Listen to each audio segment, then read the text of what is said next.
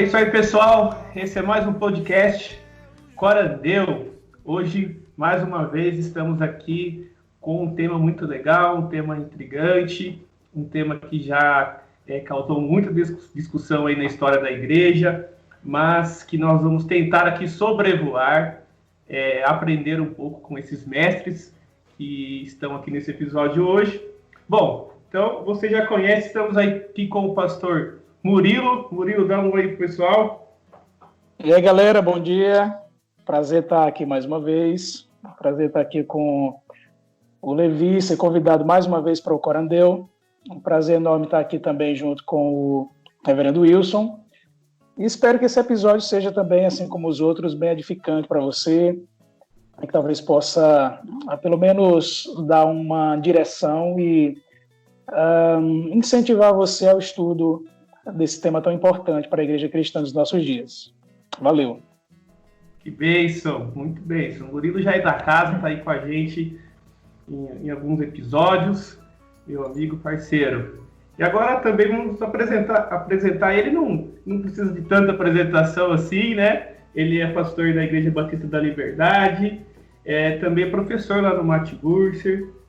Ele se formou em teologia no Seminário Bíblico da Palavra da Vida e também tem pós-graduação no Andrew Jumper. Pastor Wilson Portes, se apresente aí. Tudo bem? Bom dia para todo mundo. Obrigado, Levi, pelo convite. Uma alegria estar aqui com vocês. Antes, vamos para os nossos recados aqui no Corandeu Podcast.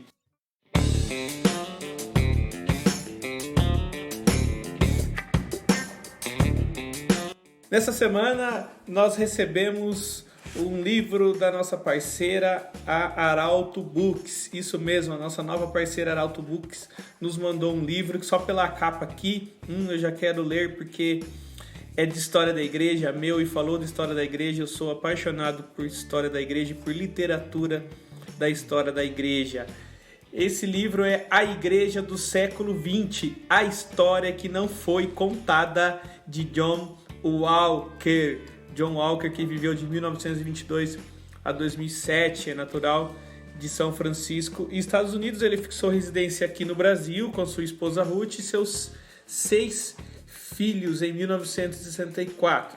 O John Walker ele investiu grande parte de seu tempo em ministério na família e hoje todos os filhos e a maioria dos netos estão servindo ao Senhor.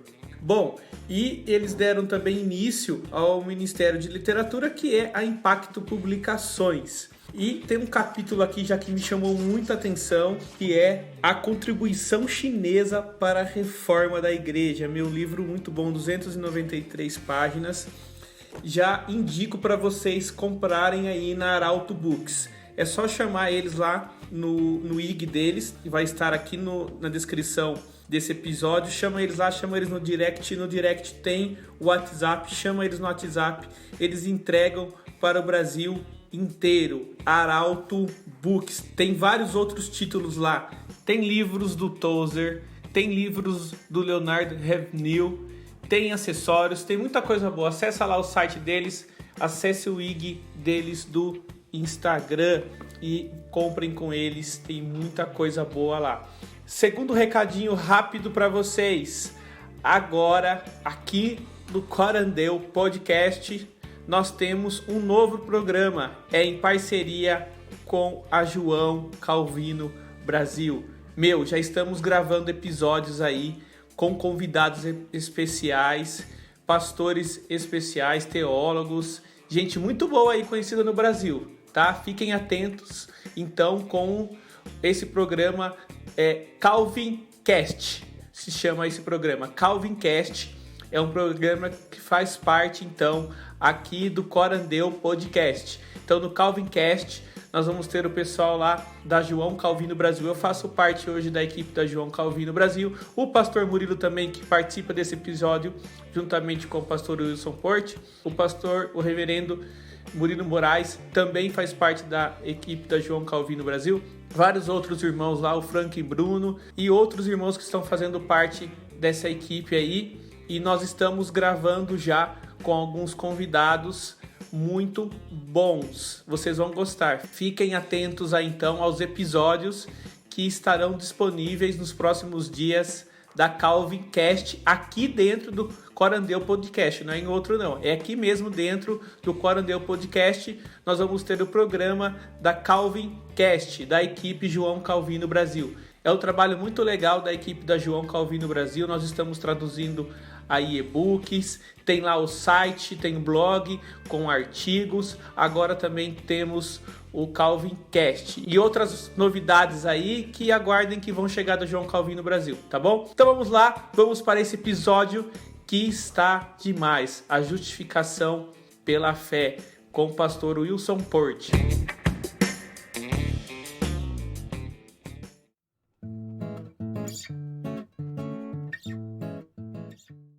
Já queria fazer um merchan aqui, estou aqui na mão, com um livro da visão cristã, a Bíblia, né?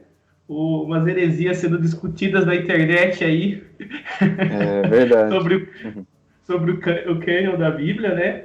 Então, estou fazendo aqui um merchan, um livro do pastor Wilson Porte, a Bíblia, da editora Visão Cristã. Eu li, é um livreto muito bom, tá? Ele traz aqui para a gente um conhecimento bacana sobre a composição da Bíblia. Também eu tenho outra aqui, que é um pregador da graça. A gente vai... Acho que o assunto hoje, justificação pela fé, tem tudo a ver com isso, né? Tem tudo a ver com a graça. Também é do Benjamin Kitt. É isso que fala? Isso, Benjamin Kitt. Benjamin Kitt. É um livro também do pastor Wilson Porte, pela editora Luz e Vida. Tem outros, tem Unidos em Cristo, né? Também. Unidos pela Cruz. Unidos pela Cruz. É o último livro seu, né? Sim, Unidos pela Cruz, pela Vida Nova. Pela Vida Nova. Bem, Comentário da carta aos Efésios, não é isso, pastor? Exato, exatamente. Não E também tive- o livro Depressão e Graça, também pela Fiel. Esse livro aí, já acho que virou um best-seller no Brasil. Sim, sim. Um assunto também muito relevante que o pastor Wilson se dedicou a trazer para o nosso contexto, né? É um assunto sobre depressão, um assunto emergente, né? A gente vê muitos cristãos, principalmente, sofrendo sobre isso, não encontrando, às vezes, resposta. Então, também fica a dica, esse livro do pastor Wilson Porte. Então, vamos lá. Nosso tema de hoje é justificação pela fé. Para a gente dar um pontapé inicial aqui, pastor, o Murilo, eu acho que seria interessante a gente definir termos, né? O que é a justiça de Deus e o que é a justificação. Será que dá para a gente começar a definir esses termos, pastor Wilson? Uhum. Dá sim. Então são termos que estão ligados, né? Um ao outro. A justiça de Deus diz respeito àquilo que ele, como que num tribunal, opera sobre nós, aplicando a nós diante do nosso estado de condenados. Então, aos olhos de Deus, cada um de nós somos condenados por causa dos nossos pecados e por causa da nossa condição natural, devida ao pecado original, à natureza pecaminosa, que nos inclina para o pecado praticamente diariamente. Então, nessa condição, quebrando a lei de Deus, ao encararmos a face de Deus no fim dos tempos, seremos automaticamente condenados à eternidade distantes dele. E a justiça de Deus é algo que nos é oferecido para que nós nos tornemos absolvidos, né, diante desse tribunal, para que nenhuma condenação pese mais sobre nós. Então, a justiça de Deus é o que ele oferece àquele que nasce condenado já por causa dos seus pecados. E a justificação seria esse ato, quando a pessoa se arrepende dos seus pecados e crê que Jesus morreu por causa de seus pecados, tomou o seu lugar, foi condenado no lugar dele. Quando ele põe a fé neste sentido em Cristo Jesus, arrependido dos seus pecados, a justificação, como uma operação, ela acontece como um ato, e a pessoa se torna justa e Deus a declara absolvida de toda a sua culpa e condenação dali para sempre. Então essa é a distinção que eu faço, grosso modo, da justiça de Deus para a justificação. Então Deus, ele é justo e ao mesmo tempo ele é justificador. Exato. E a pergunta que nós podemos fazer em cima disso é por que eu preciso ser justificado? Qual a intenção de Deus, né, em me justificar? Por que nós, né, como seres humanos, né, por que nós precisamos ser justificados, pastor Nilson? Porque nós não podemos nos justificar sozinhos, né? Seria a mesma coisa que um criminoso, pensando aqui na nossa lei humana, alguém que cometeu um assassinato, ele diante do juiz, ele querer se justificar, e não há justificação diante de um crime realizado. O que é fato e precisa ser encarada a lei, não é? A lei dos homens prescreve que todo assassinato é crime e que todo, que você ultrapassa o limite de velocidades, né, é crime, então você vai sofrer uma penalidade, por mais que você tente se justificar. Quando diante de Deus também eu tento me justificar, eu não consigo, é injustificável cada erro meu, cada pecado meu, cada desobediência, cada ausência de ato de amor. Diante dessa injustificabilidade que o ser humano possui, ele precisa de alguém que seja justo e que esteja na posição de juiz para que possa justificá-lo e, enfim, permitir que ele possa se tornar alguém absolvido a partir de agora, né? Então essa é a razão pela qual a gente depende da justiça de Deus, pelo fato da gente não ser capaz de se justificar a si mesmo. E toda tentativa humana de justificativa própria será mentirosa. Toda tentativa humana de limpar sua própria barra, né, diante dos olhos de Deus será inútil e uma mentira também.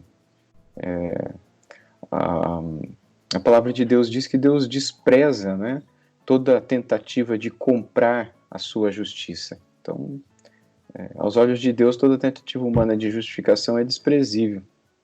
Mas a luz de velas um homem lê que o justo viverá pela... Então, partindo desse pressuposto, nós cometemos um crime, né? Foi como se nós dessemos uma punhalada pelas costas de Deus, né? Então a gente já entrou aí num aspecto que nós conseguimos ver uma depravação do homem, né? Uma depravação total do homem. E, como o senhor bem apontou aí, nós temos uma incapacidade, né? Nós somos incapazes de se achegar ao tribunal de Deus, né? Sem antes ser justificados. Então, essa nossa relação pecaminosa, ela não conseguia chegar a um Deus que é santo, né? Em sua santidade. Então, para nós chegarmos, até nesse sentido do tribunal que o senhor colocou, nós precisávamos ser justificados para isso. Exatamente. E uma coisa que eu acho que foi até trazida no século passado por homens como o E.P. Sanders, o James Dunn, né, sobre a nova perspectiva de Paulo, que é a NPP, eles trataram um pouco num sentido, parece que mais legalistas, ou pelas trazendo uma nova interpretação sobre Paulo ali em Gálatas, sobre a questão da lei e das obras. E acho que a gente poderia discorrer agora um pouco, olhando para o Antigo Testamento, que parece que muito crente ainda, crente mesmo, tem uma certa visão que no Antigo Testamento as pessoas eram justificadas pelas obras. Mas, de fato, o senhor poderia nos dizer aí se era pelas obras ou se era pela fé mesmo?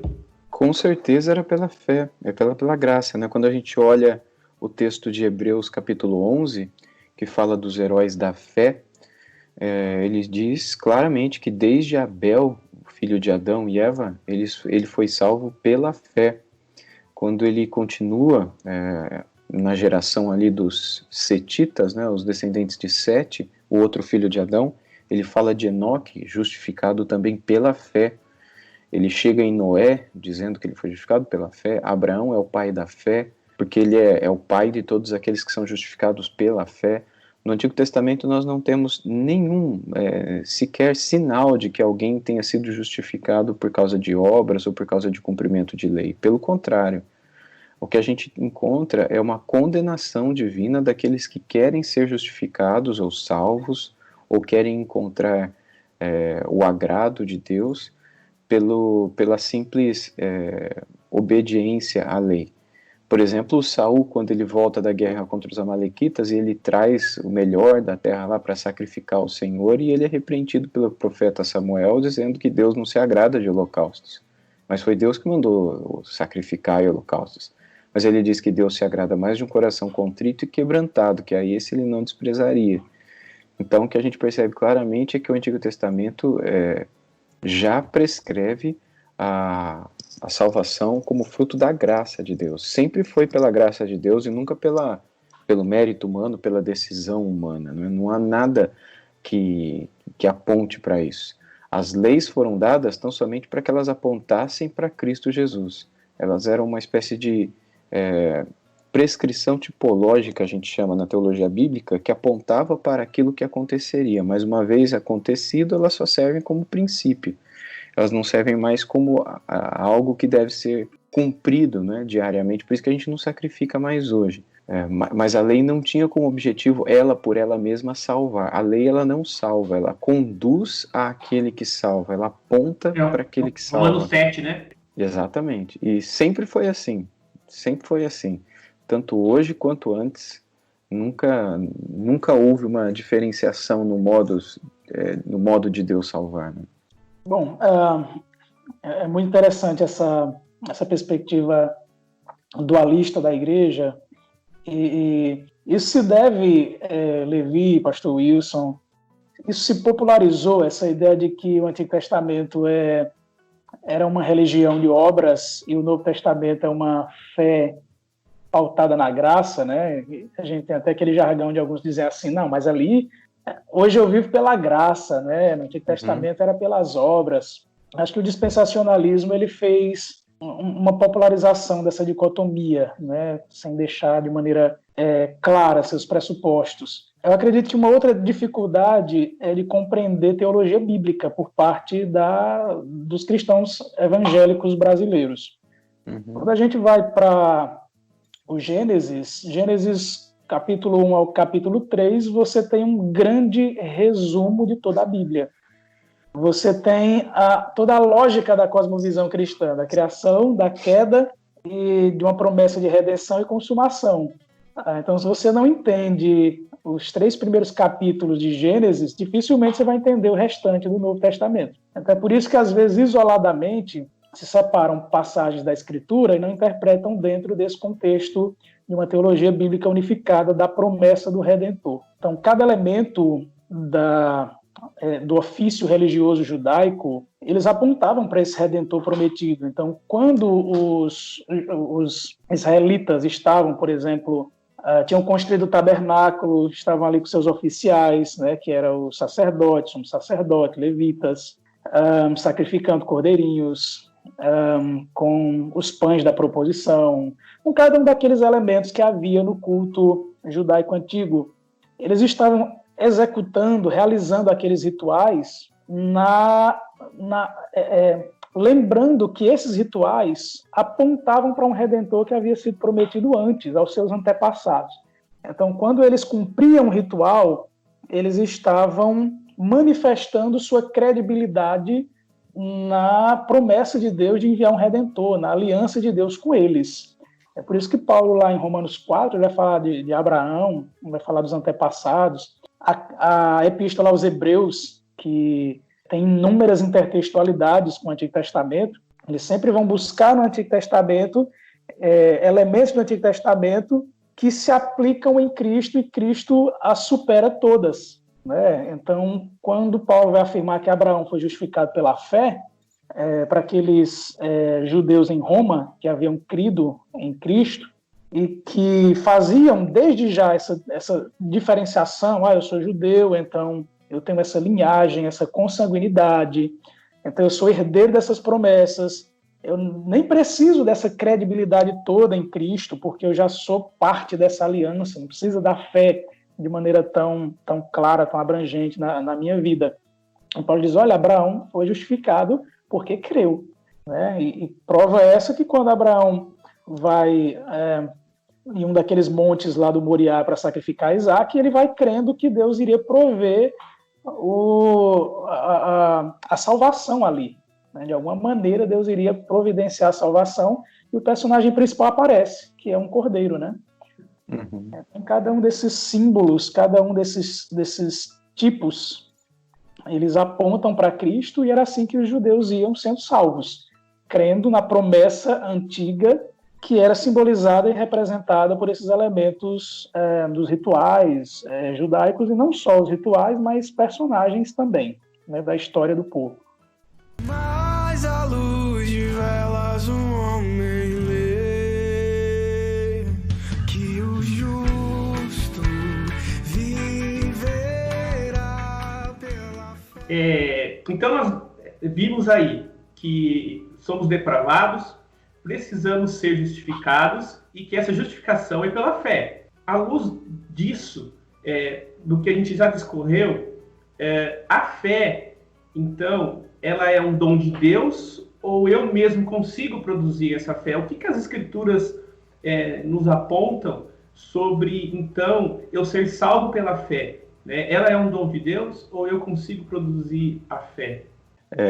E a gente não consegue produzir a fé, né? A Bíblia é muito clara com relação a sermos beneficiados pelo dom de Deus. Em Efésios capítulo 2, versículo 8 diz que somos salvos pela graça, por meio da fé. Isso não vem de nós, é um dom de Deus. E é óbvio que ali, pelo gênero das palavras, a gente descobre que o dom ele não está se referindo à graça e nem à fé, mas a todo o contexto que está no capítulo 2, que resulta na fé e na própria salvação da pessoa, onde se inclui também a graça e a fé.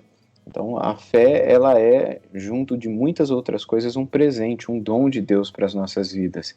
E, além de ser um dom de Deus, a fé, ela não pode nascer no nosso próprio coração. A fé, ela vem de fora do nosso coração. A Bíblia diz também em Romanos que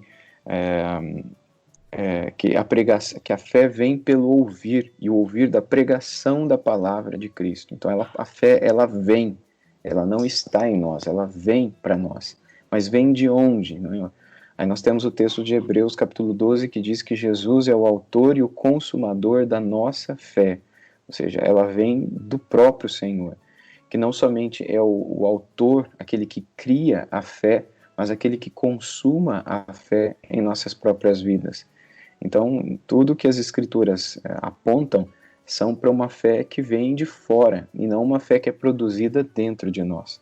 Qualquer ideia de uma fé produzida dentro é uma fé inútil, é uma fé ingênua, é uma fé semelhante à fé do diabo. Né? A Bíblia diz que o diabo também crê, ele também tem fé, mas ele não vai estar no céu.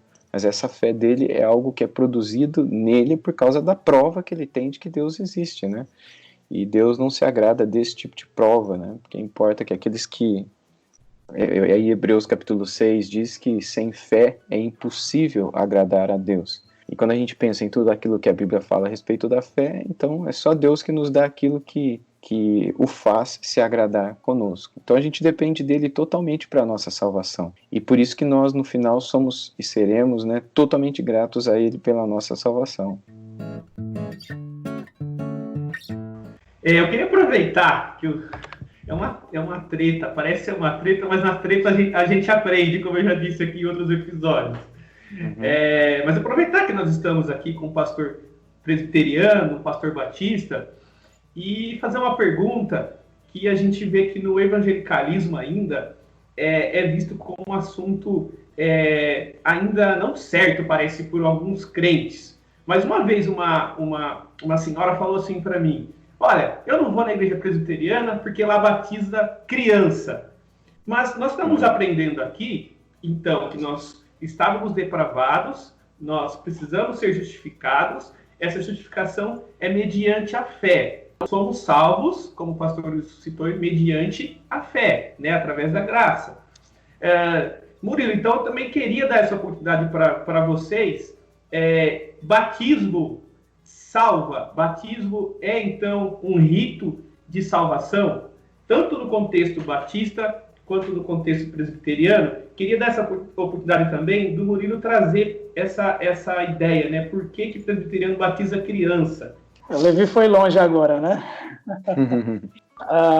Bom, eu vou falar do ponto de vista presbiteriano, obviamente, né? A gente começa apanhando de casa, né? Bom, nós presbiterianos, nós compreendemos que o batismo ele não é um elemento fundamental para a salvação. Nós cremos que a água no batismo é um símbolo de algo que já aconteceu na vida de um cristão, na vida de alguém que foi agraciado.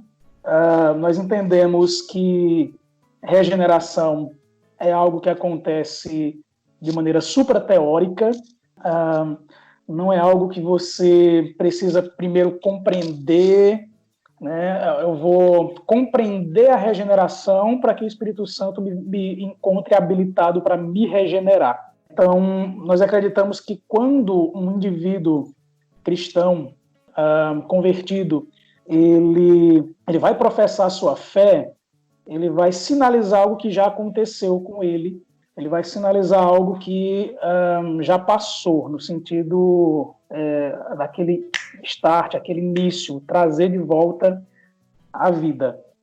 Então a gente não entende a água como um elemento fundamental para que alguém ele nasça de novo. Nós não cremos que alguém, porque ele recebeu água ou sobre a cabeça, ou foi imerso nela, e quando ele se ergue, né, dessas águas, ali ficou o velho homem e se levantou um novo homem. E somando isso, ao não compreender que água no batismo, o rito por si só, ele é um elemento fundamental para a salvação, somado isso, nós presbiterianos somos aliancistas, e nós cremos que o batismo ele é uma aperfeiçoação, uma continuação da aliança de Deus com o seu povo no Antigo Testamento, que era sinalizado por um rito chamado de circuncisão. A circuncisão, da mesma forma como a circuncisão ela é uma cerimônia que era realizada por pais crentes em filhos ainda no 8º dia de nascidos, e isso apontava para essa aliança com Deus, para esse relacionamento com Deus, implicava numa tiragem de sangue que apontava para o sangue do Cordeiro, que apontava para Cristo. Então, acredito que o sentido teológico da circuncisão é sinalizar que é pelo derramamento de sangue que nós somos justificados, que nós somos salvos, e isso, obviamente, tem sua realização em Cristo. E da mesma forma, no Novo Testamento, quando nós pensamos em símbolo, em sinal dessa ação suprateórica do Espírito na vida de um indivíduo, da aliança de Deus com aqueles indivíduos no círculo familiar, e aí nós entendemos então que esse sinal é para nós e para os nossos filhos, como diz o apóstolo Pedro. Então nós cremos no batismo como uma aperfeiçoação da circuncisão, do sinal do Antigo Testamento, da aliança. É por isso que nós achamos... Não para a salvação. E não para a salvação. E nós achamos importante e útil para sinalizar, para apontar que Deus ele se relaciona com o seu povo por meio de aliança. Né? Então, o batismo não salva, para nós presbiterianos, ele não salva, e aquela criança que é submetida ali ao batismo, não quer dizer que ela necessariamente está salva, até porque a profissão de fé dela ela vai fazer realmente quando ela tiver condições de responder por si só. Né? Então, o batismo é um sinal de que nós cremos no Deus de aliança, no Deus que faz aliança com o seu povo, e isso inclui nossos filhos, e entendemos que quando a gente leva os nossos filhos para o batismo e assumimos as responsabilidades de evangelizar, de discipular, de contar com a graça de Deus para que isso aconteça, até que quando eles obtiverem idade suficiente racionalmente para refletirem sobre a vida cristã deles e a fé e confirmar o batismo que eles receberam, que não foi negado a eles na infância, aí sim, eles vão agora não mais com seus pais, mas eles vão diante da congregação professar a sua fé diante dos homens, né? E aí é um ato deles, aí não são mais os pais quem carregam. Então fica aí para os nossos ouvintes que o mito que às vezes alguns levam de presbiteriano, que o batismo para a salvação. E essa pergunta que eu fiz tem tudo a ver com o que vai vir decorrendo agora, né? Então não é para a salvação. Pastor Wilson, a convicção batista, também a gente tem esse mesmo entendimento que o batismo então não é para a salvação? Sim, com certeza. O batismo é apenas é um sacramento, né? Uma resposta ao mandamento do Senhor, uma ordenância do Senhor, é algo que não pode ser alterado e que deve ser praticado em obediência àquilo que o Senhor nos ensina. Obviamente, há uma diferença de compreensão com relação à inclusão dos pequeninos, né? Na família da aliança, mesmo para aqueles que são aliancistas entre os batistas, há aqueles que não são aliancistas, mas dentro do aliancismo batista, né, a Igreja Batista nasce crendo no aliancismo. Houve uma discussão já logo no início se esse ponto que foi levantado poderia ser considerado assim ou deveria ser reformado também. Eles compreenderam que deveria ser reformado também, e aí nasce a diferenciação, a pequena diferenciação entre as tradições batista e presbiteriana, que está justamente na questão do momento em que a pessoa é incluída na família da aliança, né? Que não seria no momento do seu nascimento, isso já aconteceria naturalmente, mas que o rito do batismo, isso aconteceria naturalmente, né, por ser da família, e que a circuncisão apontaria não para algo que aconteceria nas águas no futuro, mas no coração, diante daquilo que Paulo fala lá em Gálatas.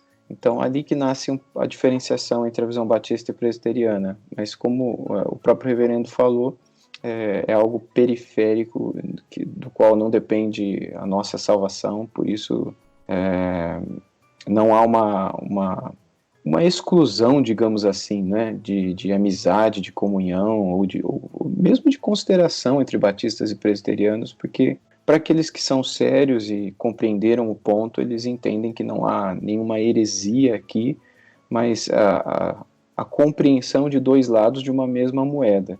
E assim como eles, os presbiterianos, nossos irmãos que não acreditam que o batismo salva, nós também não acreditamos, mesmo que a pessoa ela tenha professado a sua fé, tenha se apresentado diante da igreja, dado sua profissão de fé, etc., e tenha sido batizada, isso não faz com que ela naturalmente seja salva, né? A salvação ela é anterior ao batismo. Nós entendemos que ela acontece mediante o arrependimento e a fé dessa pessoa. O batismo ele não é regenerador, tal como se pensa no catolicismo romano e algumas outras tradições cristãs também. Mas a luz de velas homem lê que o justo viverá pela fé. É exatamente nisso que eu queria chegar com toda essa pergunta. Porque a gente chega agora num ponto para pensar que o catolicismo romano, como eu não tenho problema, eu acredito que vocês também não, com a palavra catolicismo, né? Muitos crentes ainda têm esse problema, né? Com a palavra catolicismo. Então, a gente está diferenciando aqui com o católico romano, né? Até porque católico é universal, o cristão universal, da Igreja Universal, deu para entender, entre aspas, da Igreja Universal de Cristo.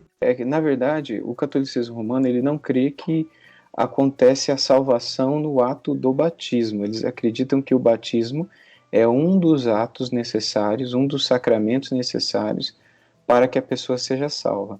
Então, cumpridos todos os sacramentos, há uma chance maior de que a pessoa obtenha a sua purgação, né, a sua purificação, e não tenha que passar por algo assim. Não fique no purgatório. Não é aquela coisa do lavou, regenerou automaticamente. Inclusive indulgências, né, como como os absurdos que chegaram na época de Lutero, as próprias a autoflagelação, as peregrinações a Roma, as bênçãos papais, o se valer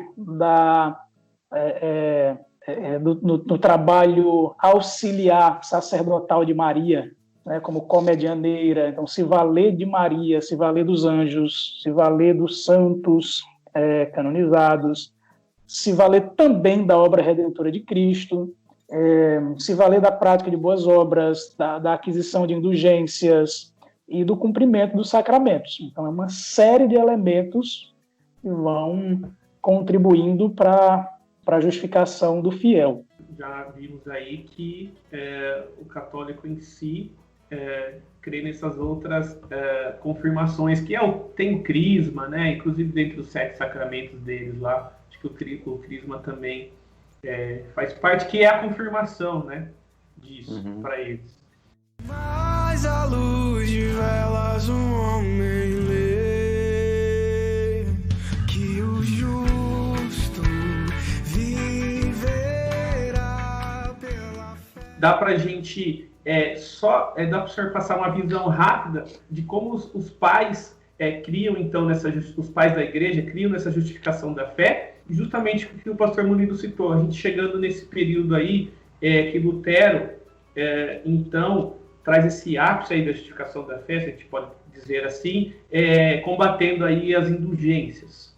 Nós encontramos praticamente todos ou quase todos, né, pais da igreja defendendo esse tipo de salvação que é fruto da graça. Quando nós chegamos à Reforma Protestante, uma das palavras principais dos reformadores foi ad fontes, né, ou um retorno às fontes, e o objetivo deles era voltar não somente à fonte bíblica, mas também a voltar à patrística, né, a teologia patrística, ou a dos pais da igreja, e tentar recuperar dali a compreensão que eles tinham a respeito da justificação. Então, o que nós temos aqui é uma sucessão, digamos, do ensino apostólico dentro desse tema da salvação, que é fruto tão somente da graça de Deus, né? Nós encontramos na Reforma praticamente a mesma posição que nós estamos discutindo aqui, tanto em Lutero quanto Calvino, Martin Bucer, Zwinglio e tantos outros. Até mesmo entre alguns reformadores radicais que fizeram uma parte de uma outra reforma, alguns não, mas em outros a gente encontra também essa compreensão a respeito de que o homem é incapaz de encontrar a sua salvação e somente pela graça de Deus ele pode ser salvo. Lutero, quando ele procura, agora no sentido que o senhor falou, ad fontes, né, nas fontes, então ele vai beber aí, acho que bastante de Agostinho, o próprio Agostinho também, nos seus escritos, trazia, parece que até de uma forma até que clara, né, a justificação pela fé, mas no decorrer aí da Idade Medieval, a gente tem um pico aí do tomismo, né, que traz para a Igreja Católica Romana um certo até sinergismo relativamente à salvação. E quando a gente chega ali, já então no século XVI, Lutero tem essa revelação de Deus ali, através de Romanos, né, lendo ali Romanos. Se o senhor puder rapidamente só falar um pouquinho dessa justificação pela fé que Lutero nos trouxe e o que isso, né, tem de importância dentro da história da igreja. Então, Lutero estava combatendo justamente as indulgências e essa prerrogativa que Roma achava que tinha de dizer que qualquer pessoa poderia ser salva ou justificada caso ela comprasse indulgências, né, e realizasse todos os ritos, todas as determinações papais, como foi mencionado aqui, as peregrinações, o tocar nas relíquias, visitar as basílicas onde o corpo de santos permanece, e a compra das indulgências ou a prática de certas coisas que confere à pessoa uma indulgência papal e outras coisas mais, né, que que vem de dentro para fora, são coisas que eu decido fazer, dinheiro que eu gasto para obter a minha justificação, o meu perdão, que é o caso da compra das indulgências, que era muito forte no começo do século XVI, que é quando Lutero começa a levantar perguntas a respeito disso e a questionar pessoas dentro da própria igreja, chamando-os para um debate público, um debate tranquilo, saudável, né? A respeito da validade daquele ato. Será que realmente a gente pode comprar o perdão de Deus com dinheiro? Será que realmente a gente pode comprar um pedaço de papel que nos confere uma indulgência daquilo que nós cometemos? Então, Lutero escreve as suas 95 teses e as fixa nas portas da Igreja do Castelo em Wittenberg com o objetivo de chamar um debate. Além dessas 95 teses, Lutero escreveu outras teses também para serem debatidas a respeito da validade das indulgências e da validade do Papa de conferir perdão de pecados para alguém, com base nas Escrituras. A ideia de Lutero era voltar para as Escrituras, entendendo que elas são autoridade para aquilo que se faz na vida da igreja. É quando então se começa a dizer que a Bíblia não é a única autoridade, mas que a igreja também seria autoridade. Então, se a Bíblia diz algo e a igreja diz outro algo, deve-se ficar com a igreja, porque, segundo o ponto de vista deles, né, a historicidade da igreja é maior do que a historicidade da Bíblia. Então, a igreja é mais antiga do que a Bíblia, quando na verdade não é? Porque o Antigo Testamento também fala de uma salvação pela graça, né? Abraão foi salvo pela graça, nos diz as Escrituras, e ele foi salvo porque ele creu, e isso lhe foi conferido como justiça, lhe foi imputado por justiça, porque ele creu, sem que ele oferecesse nada, e isso mexeu com Lutero, e mexeu a tal ponto que ele não aceitou as determinações católico-romanas de que ele se arrependesse de tudo que ele escreveu, que ele voltasse atrás, que ele renunciasse tudo aquilo que ele havia escrito. É quando em Worms, né, numa conferência chamada Dieta de Worms, ele é obrigado a renunciar tudo aquilo que ele escreveu, e ele disse que ele não teria como renunciar, a menos que ele fosse convencido pelas Escrituras de que aquilo que ele escreveu estava errado. E como ninguém fez isso, ele diz: a minha mente está presa, cativa às Escrituras, né? E permanecerá cativa a elas até que eu seja convencido por meio delas de que aquilo que eu estou dizendo é errado.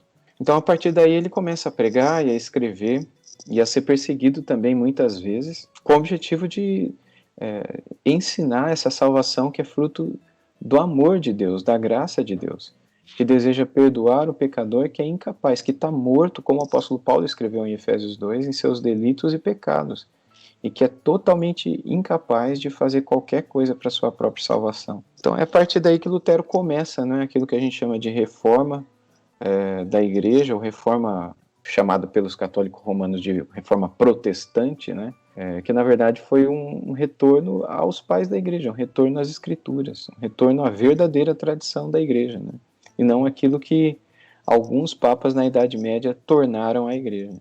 Então, aí nós vemos que Lutero, até o conceito do catolicismo romano, até esse momento, até cria na justificação pela fé, na justificação, como nós falamos aqui, pela fé, mais obras, né? Obras e os sacramentos. Exato. Aí, ok? Então, nós vemos aí um conceito em Lutero de sola, né? Somente a fé, ela pode nos justificar. Então, entre o catolicismo romano e o protestante, como ficou denominado aí, nós já vemos essa diferença clara. Somente a fé, e o catolicismo dizia a fé mais obras. E no desenvolver da história, a gente encontra alguns outros movimentos dentro do próprio protestantismo. Mas a luz de velas um homem lê que o justo viverá pela fé. Para a gente caminhar aí para o final, há uma diferenciação, por exemplo, na justificação pela fé. Por exemplo, calvinistas e arminianos pensam da mesma forma ou tem uma certa diferença quanto à justificação pela fé? Em rigor, O verdadeiro arminiano não pensa diferente do calvinista nesse ponto. O problema é que muitos arminianos não sabem que eles não são arminianos, né? Eles falam que acreditam no livre-arbítrio e por isso são arminianos, mas o católico acredita no livre-arbítrio, né? E outras tradições heréticas acreditam no livre-arbítrio. Então, acreditar no livre-arbítrio não torna uma pessoa arminiana. O arminianismo, raiz, digamos assim, ele acredita que a justificação pela fé é algo verdadeiro. Eles não discordam em nenhum ponto de que a justificação é pela... Aliás, o próprio catolicismo romano acredita na justificação pela fé. O que nós, reformados, acreditamos, né, evangélicos, de uma forma geral, acreditamos, é que nós somos reformados, que nós somos justificados pela fé somente. O catolicismo também acredita que há uma justificação pela fé. O que Lutero enfatizou foi que é justificado pela fé e nada mais. Você não precisa de sacramentos para ser justificado, você não precisa de ordenanças para ser justificado, é pela fé somente. Então, o arminianismo também acredita que é pela fé somente. O que há de diferença, na verdade, é na questão do que seria essa graça preveniente, né? Se a graça é um dom de Deus, se a graça é algo deixado aqui a nós, por Deus, de modo que a gente possa usufruir dela, sem que Deus intervenha para que a gente tenha que necessariamente acreditar. Então é mais aí que nasce a diferenciação, né, entre uma e outra, e não necessariamente na questão da justificação pela fé. Dentro da questão da justificação pela fé, o pensamento é praticamente o mesmo. Exato. Inclusive, dentro desse primeiro ponto do calvinismo, a depravação total, o arminiano clássico, ele crê também, o ser humano é depravado totalmente. Exato. Mas aí ele necessita de uma graça... Exatamente. Mas aí eles se valem de uma graça preveniente, que é uma graça que eu chamo de habilitadora. É uma graça que me habilita a crer. Então, eu antes estou morto em meus delitos e pecados, eu agora fui habilitado por essa graça preveniente, mas ainda cabe a mim, uma vez que eu fui alcançado por essa graça preveniente, ainda cabe a mim agora, né, desde que essa graça preveniente ela foi ativada em minha vida, eu agora tenho essa capacidade, essa habilitação a crer, né?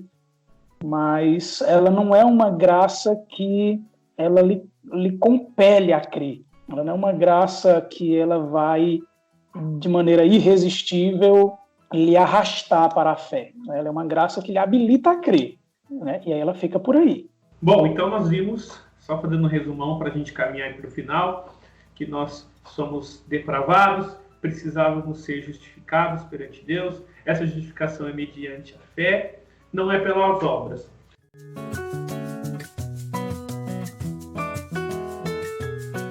Pastor Wilson, bom, se eu era depravado, precisei ser justificado e eu não tinha como me justificar, mas ainda assim no evangelicalismo brasileiro há parece que uma certa questão que ainda eu preciso praticar obras. Então, para a gente finalizar, o que a justificação pela fé me leva a fazer, já que para ser salvo eu não tenho que fazer as obras?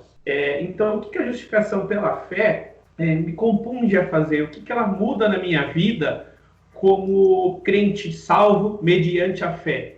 A justificação pela fé, ela é um ato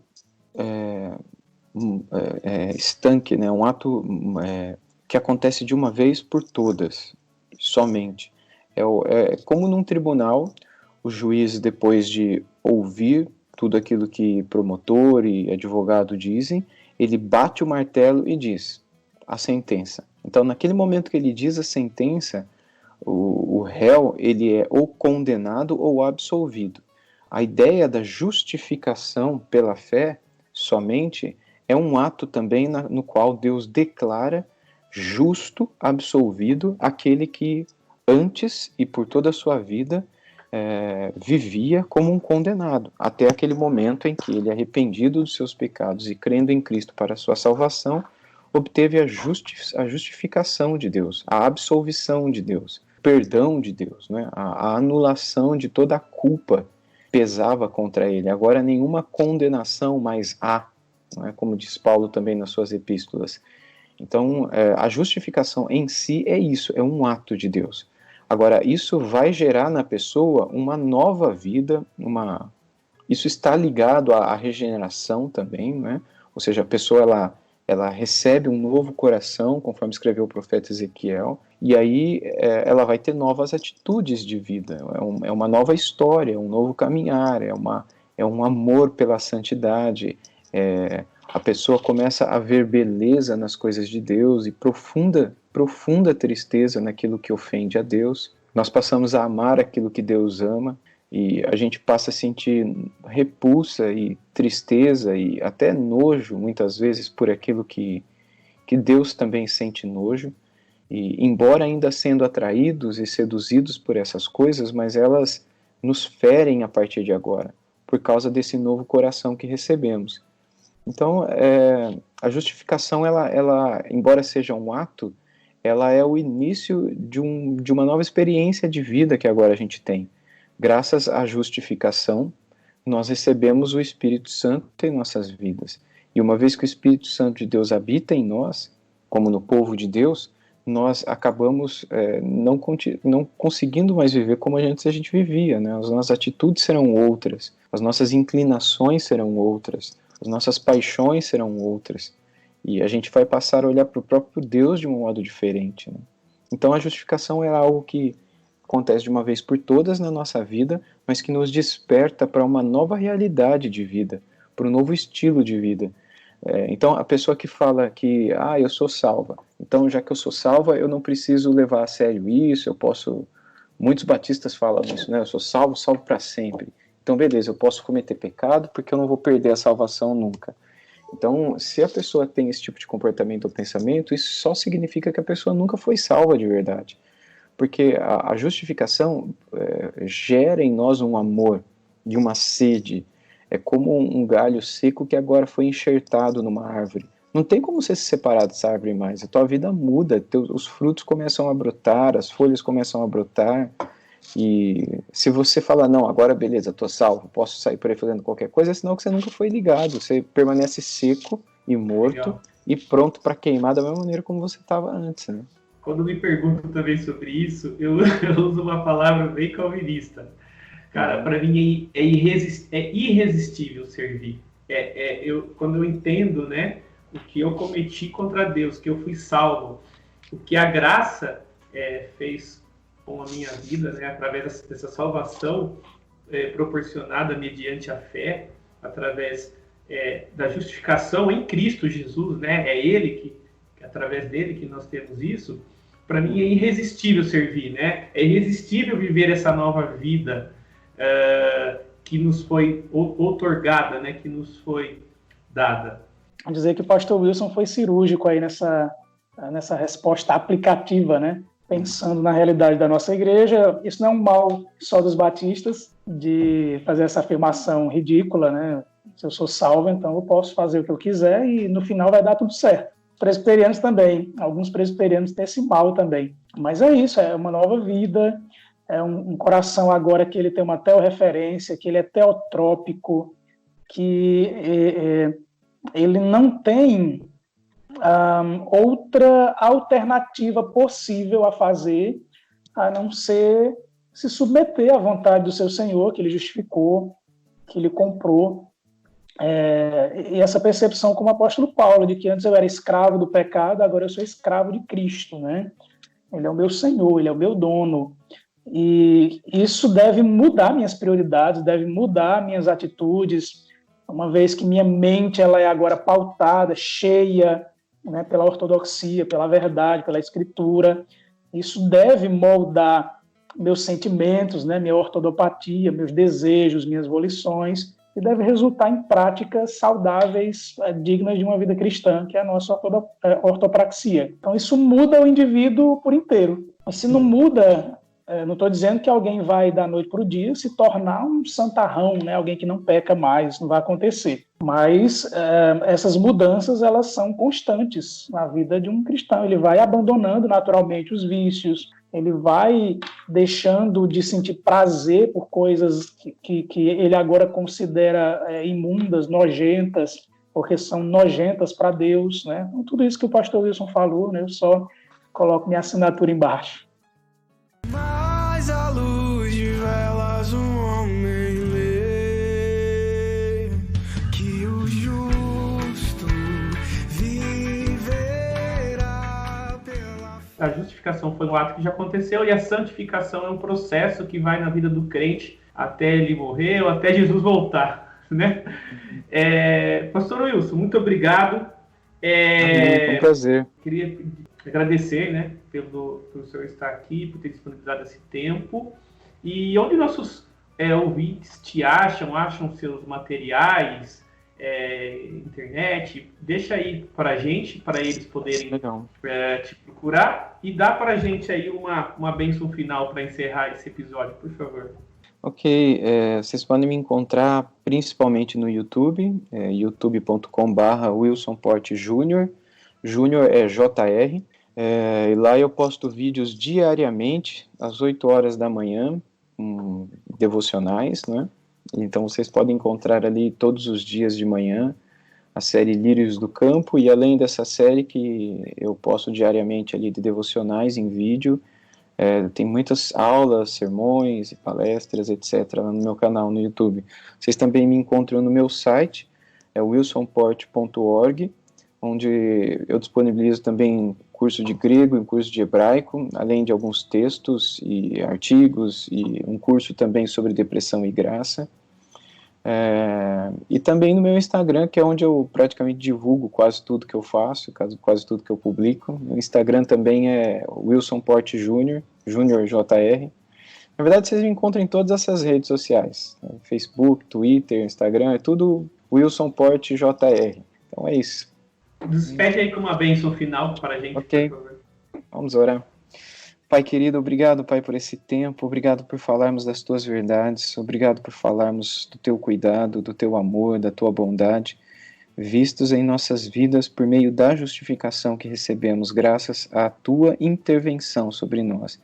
Nós te agradecemos, Pai, nós te louvamos, te adoramos por isso e pedimos que a Tua graça, que a Tua paz nos guardem e nos sustentem, especialmente nesse tempo tão difícil em que temos vivido, Pai. Que a graça do Senhor Jesus, o amor de Deus o Pai e as consolações e a comunhão do Teu Espírito possam ser sobre todo o Teu povo hoje e sempre. Amém. Mais à luz